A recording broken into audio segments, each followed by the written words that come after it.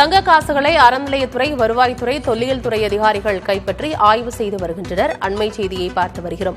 திருவண்ணாமலை மாவட்டம் ஜவ்வாதுமலை அருகே தங்கக்காசு புதையல் கிடைத்திருக்கிறது.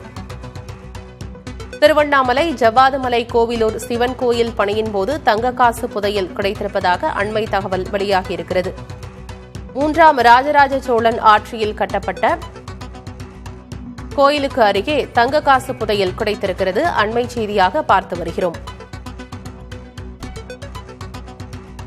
100க்கும் மேற்பட்ட சோழர் கால தங்க நாணயங்கள் கிடைத்திருப்பதாக கூறப்பட்டிருக்கிறது. 3ஆம் ராஜராஜ சோழன் ஆட்சியில் கட்டப்பட்ட கோயில் கட்டுமான பணியில் தங்கக்காசு புதையல் கண்டெடுக்கப்பட்டிருக்கிறது.